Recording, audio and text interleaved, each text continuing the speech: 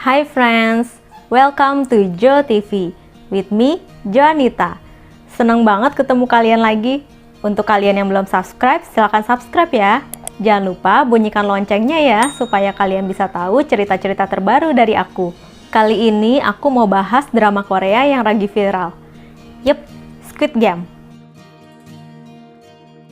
Kalau ngomongin drama Korea pada seneng deh, apalagi cewek-cewek nih. Langsung aja berikut fakta-fakta tentang Squid Game. Let's check it out. Yang pertama, tayang perdana pada tanggal 17 September 2021 di 190 negara. Drakor Squid Game ini disutradarai oleh Hwang Dong-hyuk, sutradara asal Korea Selatan yang juga menyutradarai sejumlah film box office Korea seperti Silence yang dibintangi oleh Gong Yoo dan Jeong Yumi, dan film Collectors yang dibintangi oleh Lee Jae-hyun dan Shin Hye-sun. Maaf kalau sebut namanya kurang benar karena aku belum belajar bahasa Korea nih. Atau mungkin di antara kalian ada yang bisa kasih tahu aku yang benarnya? Silahkan komen di bawah ya. Drama ini dirilis tanggal 17 September 2021 lewat platform streaming Netflix. Drakor Squid Game ini menceritakan kisah orang-orang yang mempertaruhkan hidup mereka dalam permainan bertahan hidup misterius. Jika gagal melewati permainan itu, maka nyawa menjadi taruhannya. Namun, bagi siapapun yang bertahan hingga akhir akan mendapatkan uang dalam jumlah fantastis, yaitu 45,6 miliar won atau setara 550 miliar. Fakta yang kedua adalah, Squid Game merupakan K-drama pertama yang merebut posisi teratas di Netflix di Amerika Serikat. Sejak dirilis pada hari Jumat 17 September 2021, Squid Game telah menjadi K-drama pertama yang merebut posisi teratas di Netflix di Amerika Serikat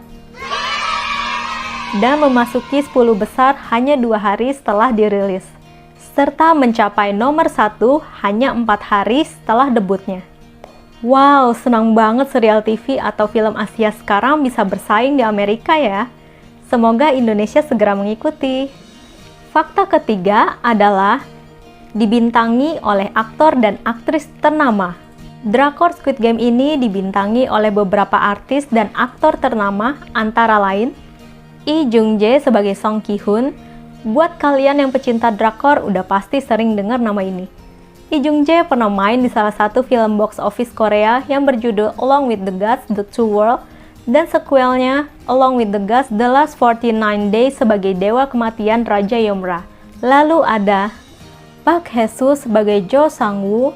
Film terbaru Park Hae-soo tayang tahun 2020 lalu yang berjudul Time to Hunt.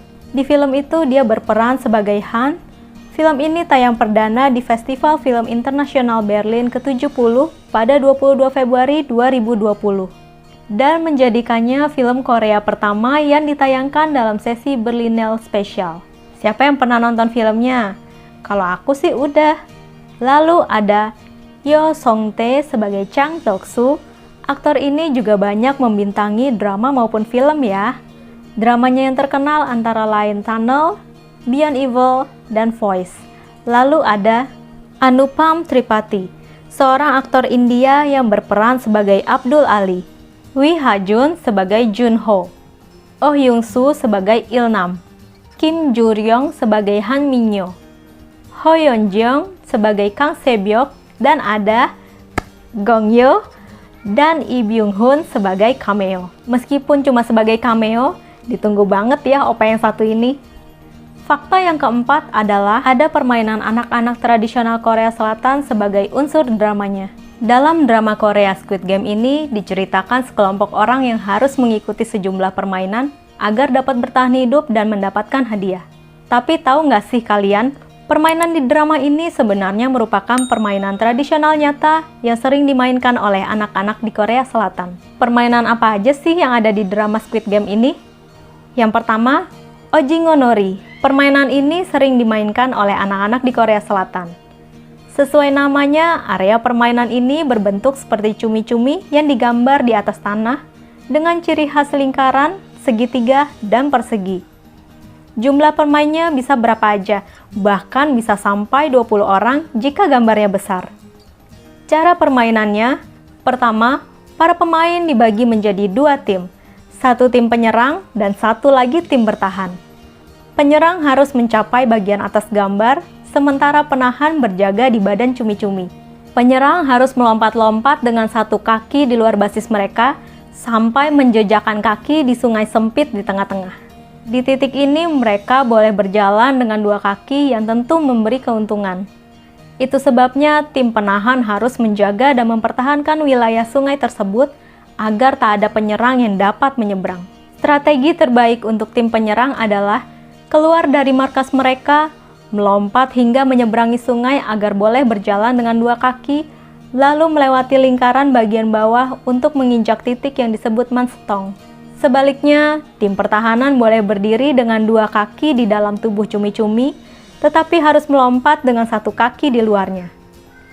Tim penyerang menang jika setidaknya satu orang dapat menginjak mansetong, sedangkan tim pertahanan menang jika dapat membuat seluruh tim penyerang didiskualifikasi.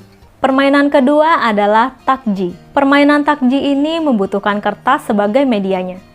Kertas dilipat hingga membentuk persegi yang tebal. Pemain akan bergantian melempar takjinya dengan menghantamkan ke takji lawan di tanah agar benda tersebut berbalik.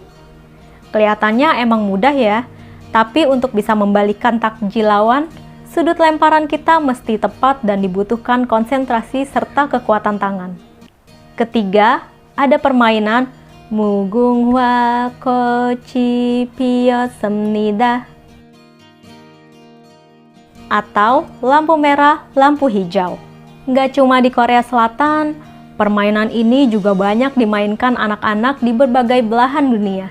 Di Amerika Serikat dan Inggris, namanya adalah red light, green light. Sedangkan di Jepang disebut Darumasan ga Koronda. Di Prancis sebutannya adalah Un Dog Trois Soleil.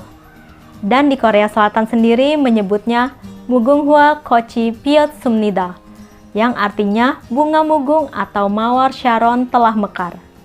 Cara permainan ini sederhana. Ada satu orang penjaga yang bertugas menjaga. Sang penjaga tersebut memberikan instruksi dengan menyebutkan lampu hijau dan lampu merah. Kalimat lampu hijau dan merah dapat diucapkan oleh penjaga dengan kecepatan dan irama yang berbeda-beda.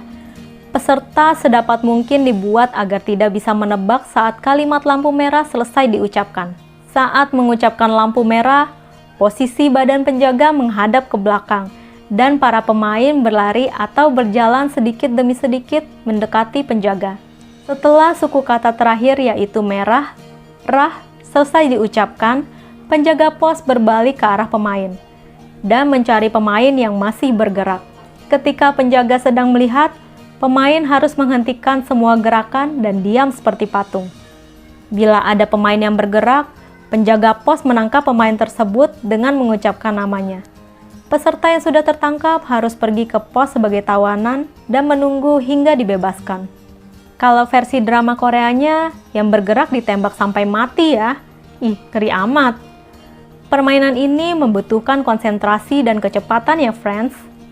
Tapi kalau diingat-ingat nih, di Indonesia ada juga loh penjaga pos kayak gini. Nih, kesamaan mereka berdua adalah lampu merah. Kalau yang ini ngomongnya lampu merah, sedangkan yang ini adanya di setiap lampu merah. By the way, itu bolong kenapa ya? Mungkinkah dia kena tembak? Yang keempat ada dalgona atau popgi. Dalgona yang dimaksud di sini bukan kopi ya friends, tapi permen gulali. Di sini peserta harus memilih pola yang terdapat di atas permen itu. Kemudian para peserta harus memotong pola tersebut hanya dengan bantuan satu jarum saja. Jika tidak berhasil, maka peserta itu tereliminasi. Dalam permainan ini dibutuhkan konsentrasi, ketelitian, dan juga kecepatan tangan. Susah banget pasti yang ini. Yang kelima ada tarik tambang. Kalau permainan yang satu ini udah sering dimainkan di Indonesia ya friends, apalagi saat memperingati Hari Kemerdekaan. Permainan ini juga termasuk salah satu permainan tradisional. Cara permainannya gampang banget kok. Peserta dibagi dalam dua tim. Kedua tim tadi berusaha saling tarik-menarik tambang. Yang kalah biasanya jatuh ke tanah, tapi kalau di drakornya, tim yang kalah akan terjungkal dari ketinggian dan nyawanya bisa melayang. Uji nyali ini sih namanya. Mungkin dari kalian ada yang berani coba? Komen di bawah ya. Yang keenam ada permainan kelereng. Permainan yang satu ini juga sering ya dimainkan oleh anak-anak di Indonesia. Biasanya kita sebut main gundu. Jadi ingat zaman sekolah dulu, ada beberapa jenis permainan yang bisa dimainkan dengan menggunakan kelereng. Salah satu yang paling sering dimainkan adalah menggambar lingkaran di tanah, kemudian anak-anak berjongkok di belakang lingkaran. Kemudian mereka bergantian melempar kelereng. Pemenangnya bisa ditentukan dari banyaknya jumlah kelereng yang diperoleh. Tapi kalau di drakor Squid Game, permainan ini dilakukan secara berpasangan. Namun, pasangan yang diambil bukan dari rekan satu tim, melainkan lawannya. Nantinya akan diberikan 10 buah kelereng dan pemain harus mempertahankan kelereng itu. Sementara lawannya berusaha merebut kelerengnya dengan cara apapun. Permainan terakhir adalah permainan pijakan kaca atau glass stepping stone, di mana nantinya akan ada beberapa kaca yang disusun secara rapi dan nantinya setiap peserta harus berpijak di atasnya. Namun di antara kaca-kaca itu ada yang tipis dan akan membuat siapapun terjatuh. Semua permainan ini butuh konsentrasi, ketelitian, dan kekuatan ya. Kalau kalian amati dengan seksama, sebenarnya inti semua permainan ini adalah sama, yaitu mewakili cara manusia bertahan hidup. Salah satu dialog yang paling diingat dalam drama ini adalah saat karakter Jo Sang-woo mengatakan kepada Ali bahwa semua permainan di sini hanya membutuhkan tenaga dan pikiran. Jika kita bersatu, kita tak akan terkalahkan. Dari semua permainan ini, permainan mana yang pernah kalian mainkan? Komen di bawah ya. Fakta kelima adalah drama Korea Squid Game ini sebenarnya merupakan realita masyarakat sekarang ini. Sama dengan film Korea peraih Oscar, Parasite, drama Korea Squid Game ini menyoroti konflik sosial dan kerasnya hidup dalam sistem kapitalisme. Pemilik kapital atau pemodal akan selalu semakin kaya, sisanya adalah orang yang menjalankan roda kapitalisme yang hanya memiliki tenaga atau pikiran untuk berkontribusi. Squid Game bercerita tentang ratusan orang di Korea Selatan yang mengalami masalah finansial. Mereka kemudian diundang oleh kelompok misterius untuk mengikuti serangkaian permainan kompetitif yang mengancam nyawa. Pada dasarnya, Squid Game adalah survival game film yang mengangkat permainan anak-anak Korea Selatan sebagai unsur dalam plot ceritanya. Perbedaan kelas sosial pun ditampilkan lewat tokoh-tokohnya. Karakter pertama bernama Song Ki-hun yang diperankan oleh Lee Jung Jae. Dikisahkan Ki-hun adalah laki-laki dewasa Korea Selatan yang gagal membangun kehidupan yang layak di negaranya. Ia dipecat dari pabrik mobil tempatnya bekerja, kehilangan teman dalam aksi mogok, ditinggal istri yang menikahi pria lebih mapan, serta kehilangan hak asuh atas anak semata wayangnya. Ki-hun juga terkucilkan di lingkungan sosialnya. Ia bahkan hidup menumpang dengan sang ibu yang bekerja sebagai pedagang. Segala kondisi itu menyeret Ki-hun ke lingkaran setan, utang, dan perjudian. Ki-hun gila taruhan pacuan kuda dan begitu ketergantungan pada utang. Pada satu titik, sang ibu sakit dan ia membutuhkan uang lebih banyak dari sebelumnya. Segala situasi yang cukup jadi alasan Ki-hun untuk ikut serta dalam rangkaian permainan kelompok misterius.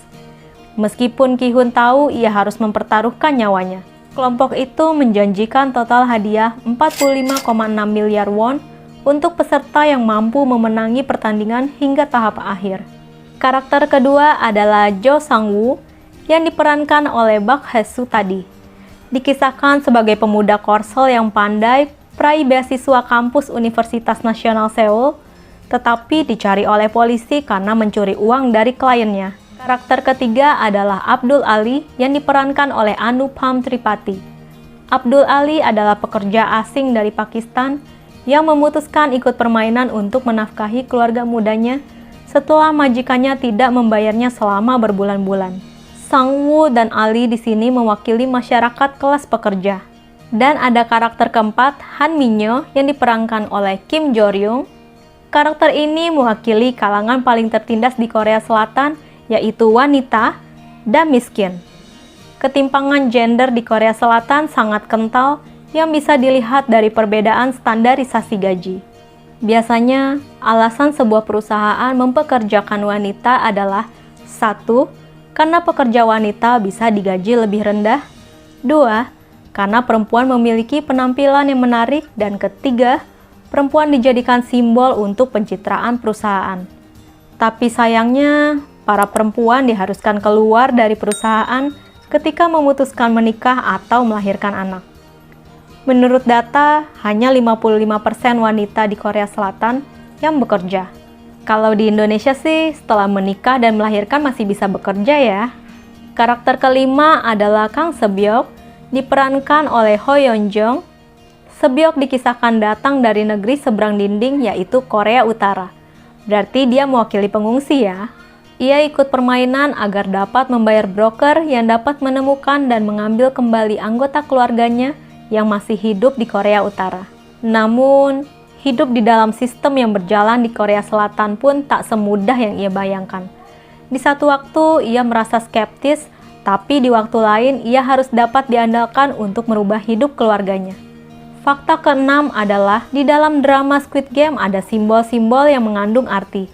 Di drama Squid Game kita bisa melihat simbol-simbol berupa lingkaran, segi empat, dan segitiga. Sutradara Wang Dong-hyuk menjelaskan makna lingkaran, segitiga, dan segi empat yang ada di topeng para pria berjumpsuit merah muda.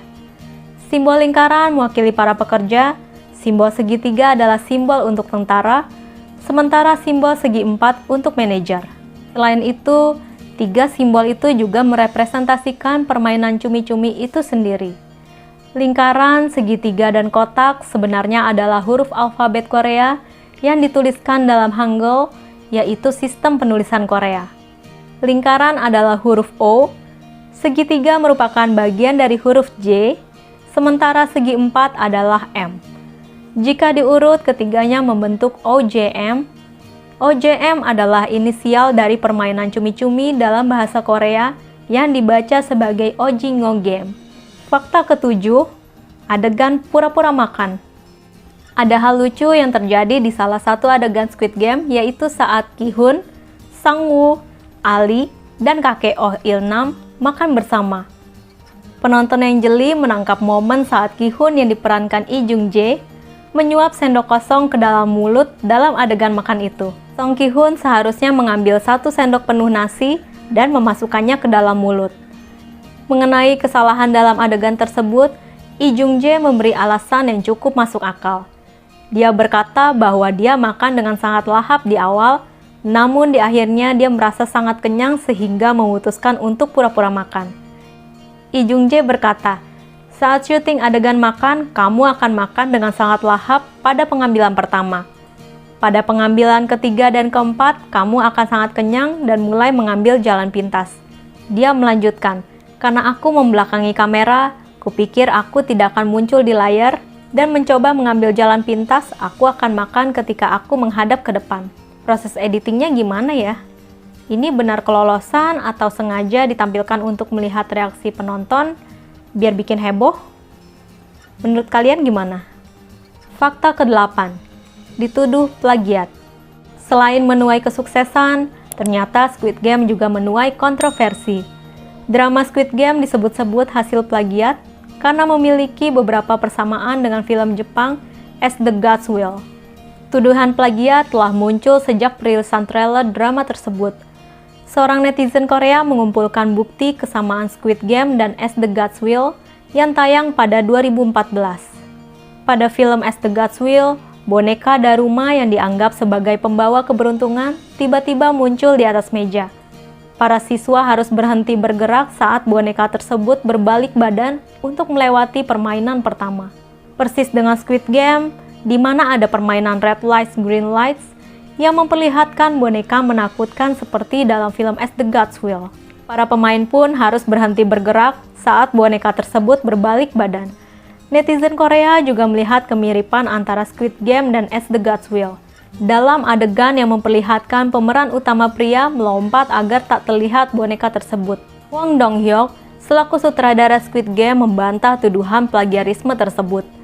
Pada saat konferensi pers, ia mengaku terinspirasi dari manga atau komik Jepang dan manhwa komik Korea. Ia pun bertekad menggarap naskah drama Korea bertema permainan bertahan hidup. Dia menyangkal dengan mengatakan bahwa kemiripan Squid Game dan As the Gods Will hanya di permainan Red Lights, Green Lights alias Mugunghwa Has Bloom dari permainan anak-anak Korea. Dia pun mengklaim naskah dari Squid Game, yaitu bagian permainan Red Lights, Green Light, telah selesai dia tulis pada tahun 2009.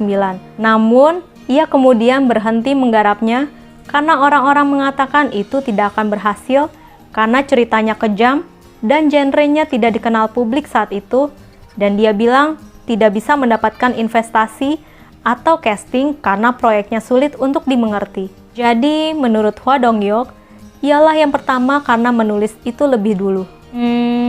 Gimana menurut kalian? Squid Game ini sebenarnya meniru As the Gods Will nggak sih? Komen di bawah ya. Fakta ke-9. Netflix diancam denda karena menggunakan nomor telepon asli pada drama Squid Game. Dalam salah satu adegan terlihat Gong Yoo yang berperan sebagai broker memberikan kartu nama kepada Song Ki Hoon diperankan oleh Lee Jong Jae. Dalam kartu nama terlihat gambar kotak, segitiga, dan bulat. Di balik kartu nama tersebut terdapat 8 angka, yaitu nomor telepon yang bisa dihubungi. 빈자리가 얼마 안 남았습니다. 연락 주십시오.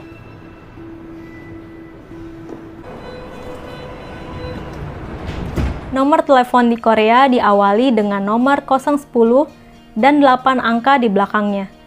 Namun, setahun belakangan ini jika ingin menghubungi nomor telepon tidak perlu lagi menambahkan kode 010. Otomatis nih, jika mengetik 8 angka, maka akan langsung tersambung ke pemilik nomor tersebut. Nomor telepon ini sempat muncul dalam 2 kali episode 1 dan muncul lagi di episode kedua. Ternyata, 8 angka yang ada di kartu nama itu merupakan nomor telepon asli seseorang di dunia nyata. Dan yang parahnya adalah banyak orang-orang yang iseng mencoba melakukan panggilan ke nomor tersebut. Pemilik nomor telepon tersebut dilaporkan telah menerima panggilan telepon sebanyak 4.000 kali dalam sehari. Awalnya, dia pun nggak tahu kenapa banyak yang menelpon dia. Sampai seorang temennya kasih tahu kalau nomor dia ada di drama Squid Game. Dia yang terganggu sudah mengajukan tuntutan dan komplain kepada pihak Netflix. Menurut hukum Korea Selatan, pengungkapan informasi pribadi kepada publik tanpa sensor apapun terancam denda hingga 50 juta won atau 606 juta rupiah. Tuntutan itu pun kemudian direspon oleh pihak Netflix yang memberikan solusi terbaik dengan memberikan uang sebesar 1 juta won atau sekitar 12 juta rupiah lebih, dan selain itu pihak Netflix juga berjanji akan menyelesaikan permasalahan dan kelalaian tersebut agar tidak terjadi di kemudian hari. Pemilik nomor telepon asli itu tidak bisa mengganti nomornya karena sudah memakai nomor tersebut selama 20 tahun. Ia berprofesi sebagai pengusaha dan memiliki usaha berjualan yanggeng, kue tradisional Korea. Kalau dia mengganti nomor teleponnya, dia takut kehilangan pelanggannya, tapi dia bilang dia juga sangat terganggu dengan telepon iseng tersebut. Selain menerima telepon iseng, dia juga banyak menerima pesan teks. Pesan teks itu kebanyakan berisi nama dan tanggal lahir mereka.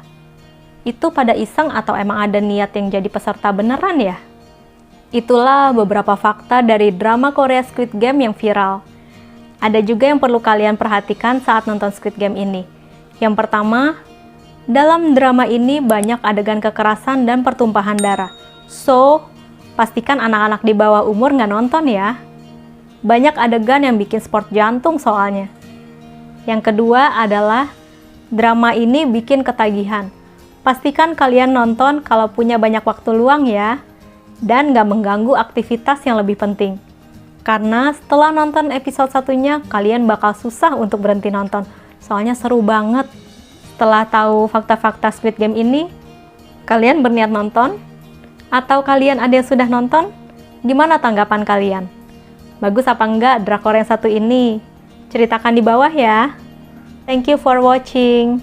See you again. Bye.